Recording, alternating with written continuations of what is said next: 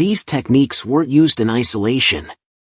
They were interlocking gears in Goebbels' propaganda machine. Demonization justified scapegoating. Fear exploited during crisis demanded unity. Orchestrated unity reinforced the manufactured consensus. Repetition saturated the information environment, which was completely controlled, hammering home emotionally charged symbols and messages that bypassed reason. It was a closed, self-reinforcing system designed to create a specific psychological state, a populace perpetually primed for hatred, sacrifice, and unquestioning obedience, viewing the world through the distorted lens provided by the propaganda ministry. Goebbels, the limping doctor of philosophy, had reduced the art of mass communication to a terrifying science of manipulation. He didn't just report on reality, he sought to replace it with a carefully constructed nightmare, one where lies felt true, hatred felt virtuous, and the unthinkable became inevitable. The chilling efficiency of this machine would be put to its ultimate test as Germany plunged deeper into the abyss of total war. The doctrine was set. The deadly techniques were honed. Now, Joseph Goebbels faced his ultimate test, total war. With the invasion of Poland in September 1939, the meticulously constructed propaganda machine shifted into its highest gear. Its task? Not just to justify aggression, but to sustain the German population through years of escalating conflict, dwindling resources, devastating bombing raids, and ultimately, catastrophic defeat. Goebbels didn't just report the war, he managed the German psyche through the war, using every tool at his disposal to manipulate hope, fear, hatred, and the very will to endure. This was propaganda not as persuasion, but as psychological life support for a nation hurtling towards disaster. The early years of the war were Goebbels' propaganda paradise. Blitzkrieg victories in Poland, Norway, France, and the Low Countries arrived like clockwork. His machinery roared. Newsreels, Deutsche Wochenschau, were masterpieces of triumphalist editing, unstoppable panzers rolling through foreign landscapes, columns of demoralized prisoners, jubilant German troops, and always, the serene, confident figure of the Führer surveying his conquests. Radio broadcasts interrupted programming with thrilling victory bulletins. Newspapers screamed headlines of historic triumphs and collapsing enemy resistance. Goebbels exploited these victories ruthlessly. They weren't just military successes, they were proof positive of Nazi ideology, German racial superiority, and Hitler's infallible genius. They validated the sacrifices already made and promised a swift, glorious end to the conflict. The propaganda created an intoxicating atmosphere of invincibility. In his diaries, Goebbels reveled in the ease of selling victory. The techniques of simplicity, repetition, emotional priming, pride, exhilaration, and orchestrated unity worked perfectly. Doubters were silenced not just by terror, but by the overwhelming, seemingly undeniable evidence of success. The Volksgemeinschaft appeared stronger than ever, basking in the reflected glory of the Wehrmacht. But the invasion of the Soviet Union in June 1941 marked a turning point. Operation Barbarossa started with staggering successes, but the vastness of Russia, the brutal weather, and fierce resistance soon took their toll. The easy victories stopped. Casualty lists grew longer, though Goebbels' media downplayed the numbers, focusing instead on individual acts of heroism and the fanatical, subhuman nature of the Soviet enemy, a narrative essential for justifying the genocidal war of annihilation being waged in the East. The tone began to shift subtly. Propaganda started emphasizing endurance, sacrifice, and the historic struggle against Judeo-Bolshevism. Goebbels understood the need to prepare the population for a longer, harder fight.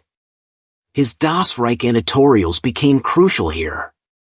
While the popular press like Der Stürmer shrieked hysterical hatred, Das Reich, under Goebbels' own byline, offered a veneer of intellectual gravitas.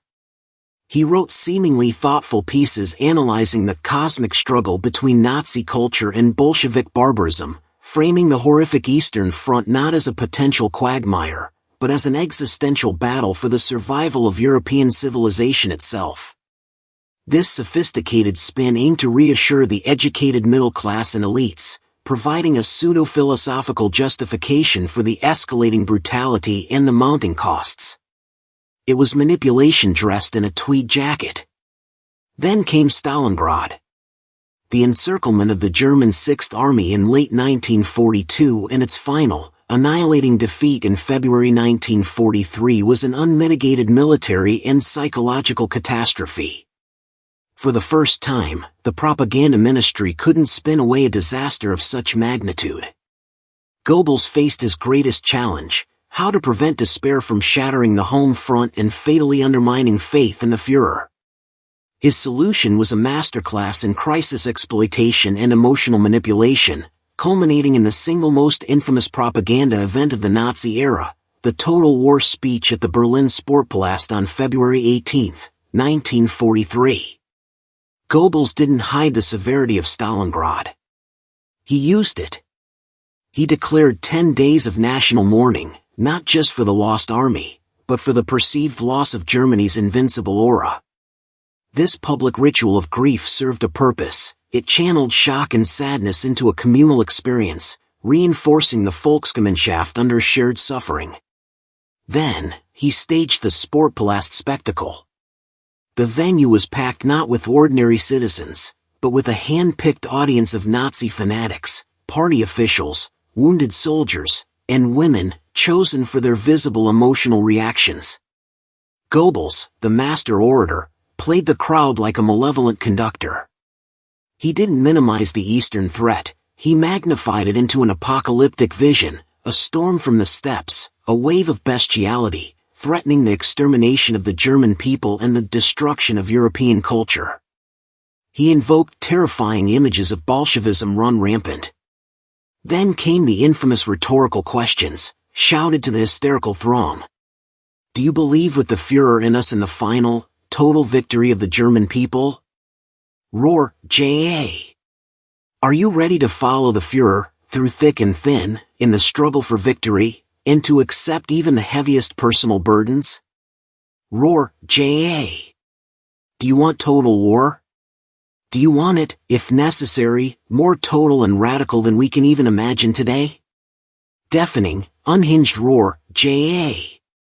Ja. Ja. This was pure, distilled Goebbels.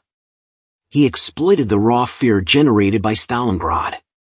He used the manufactured, orchestrated frenzy of the crowd, broadcast nationwide on radio, to create an illusion of unanimous, fanatical resolve. He presented the situation not as a failure of leadership, but as a call to ultimate sacrifice against an existential evil. The Total War slogan became the new mantra. It justified everything: the ruthless mobilization of the last reserves of manpower, including teenagers and the elderly, the drastic reduction of civilian consumption, the intensified exploitation of occupied territories and slave labor, and the escalation of the Holocaust as the supposed internal front of the war. Scapegoating reached new heights. The Jewish question was now framed as central to Germany's survival. Goebbels transformed a catastrophic defeat into a perverse rallying cry, tightening the regime's grip by convincing Germans they were fighting for their very existence, with no alternative but absolute commitment or annihilation. His diary entries around this time reveal a chilling mix of anxiety and grim satisfaction. He knew the situation was dire, but he believed his propaganda could still forge the necessary will to resist through terror and fanaticism. As the war turned decisively against Germany, Goebbels faced another relentless enemy, the Allied bombing campaign. Cities were reduced to rubble. Tens of thousands of civilians were killed. This presented a unique propaganda challenge. Denial was impossible, the destruction was too visible, too visceral. Goebbels' approach was multifaceted. 1. Focusing on resilience, Durchhalten holdout propaganda celebrated the stoicism of the German people under the bombs, the heroism of the home front. Images and stories emphasized orderly firefighting, communal shelters, and civilians returning to work amidst ruins. The message, "We endure. We are unbowed." This aimed to turn suffering into a source of perverse pride and defiance. 2. Amplifying hatred and vengeance. The bombings were relentlessly framed as terror attacks by gangster pilots deliberately targeting women and children. This wasn't war, it was barbarism orchestrated by Jewish wire pullers in London and Washington. Newsreels showed harrowing footage of destruction and dead civilians, explicitly designed to incite rage and a thirst for revenge. Goebbels promised, and the populace desperately wanted to believe, in retaliation, the wonder weapons, V1, V2, that would eventually rain similar destruction on London. He stoked the hope that these weapons would turn the tide, a hope he cynically manipulated even as he knew their strategic impact was limited. 3. Exploiting suffering for unity. The shared experience of bombing raids was used to reinforce the Volksgemeinschaft myth. Propaganda depicted Germans of all classes suffering together, helping each other, united against the common terrorist enemy. This masked the reality that Nazi elites often had better shelters and provisions, and that the regime's primary response to civilian suffering was not protection, but intensified demands for sacrifice and production. 4. Controlling the narrative of loss. Reports minimized the true scale of destruction and casualties. Major raids on cities like Hamburg, Operation Gomorrah, July 1943, or Dresden, February 1945, were downplayed or reported with significant delay. The focus remained on German heroism and enemy barbarity, never on strategic failure or the regime's responsibility for provoking the bombing war. Goebbels' radio addresses and Das Reich editorials became darker, more apocalyptic, yet still fiercely defiant. He spoke of Fortress Europe, of fanatical resistance, of the Nero order, scorched earth, that would greet the invaders.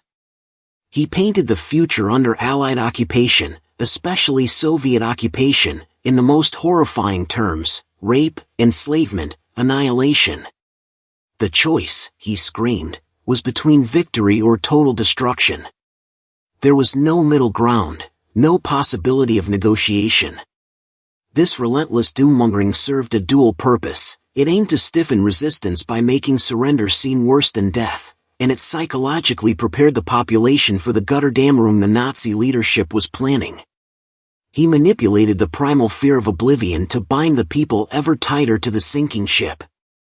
His diaries reveal a man increasingly consumed by nihilistic fury as the end approached, yet still utterly convinced of the power of his propaganda to shape reality, or at least the perception of it, until the final moments.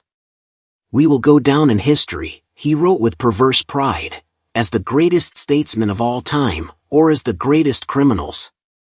By 1944 and 1945, Goebbels' propaganda became a grotesque dance on the edge of the abyss. He peddled desperate hopes, the miracle weapons, the split in the Allied coalition, exploiting fears of Bolshevism in the West, the mythical werewolf resistance. He continued to demand superhuman sacrifices from a population starving, freezing, and living in constant terror from the skies. The machinery still functioned, newspapers printed, radios broadcast, newsreels spliced together images of defiance, but the dissonance between the propaganda narrative and the collapsing reality was becoming impossible to ignore for many. Yet, the techniques of fear, repetition, manufactured unity, and the complete suppression of alternative voices kept a significant portion of the population locked in the nightmare, clinging to the Führer and the promise of a final, impossible turn in fortunes.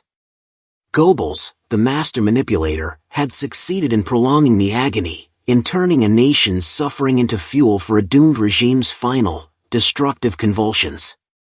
He had weaponized despair itself.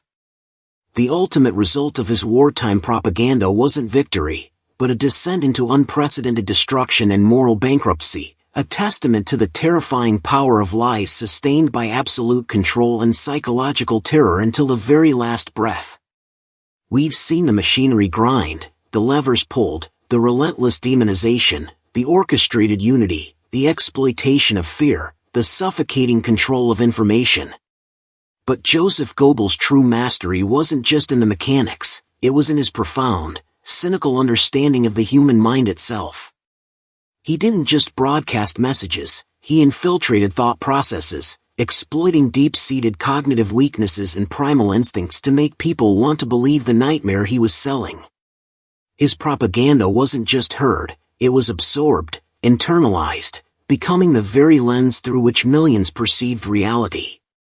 To grasp the terrifying efficiency of his manipulation, we need to descend into the psychological abyss he so skillfully navigated, exploring the hidden vulnerabilities he targeted with chilling precision.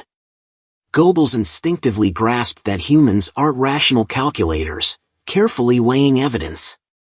We are creatures of bias, emotion, and social need. One of his primary weapons was exploiting confirmation bias, the innate tendency to seek out, interpret, and remember information that confirms what we already believe. Once the Nazi worldview, with its core tenets of German superiority, Jewish conspiracy, and the Führer's infallibility, was implanted, through the early saturation and unity tactics, Goebbels' propaganda constantly fed it. Every news report, every film, every rally, every editorial reinforced these core beliefs. Dissenting voices were silenced, making it virtually impossible to encounter contradictory evidence. For someone already inclined towards nationalism or susceptible to antisemitism, the constant reinforcement made the Nazi narrative feel self-evidently true. Doubts were smothered not just by fear, but by the sheer weight of apparent confirmation flooding their senses from every direction. Goebbels' diaries reveal his awareness of this. He spoke of creating a closed intellectual system where every event, no matter how catastrophic, could be interpreted as confirmation of Nazi dogma. Defeats were due to treachery, confirming the enemy conspiracy. Sacrifices proved German heroism, confirming racial superiority. His system actively prevented the cognitive dissonance that might have sparked critical thought. The story isn't over yet. The next chapter drops soon. Signing off.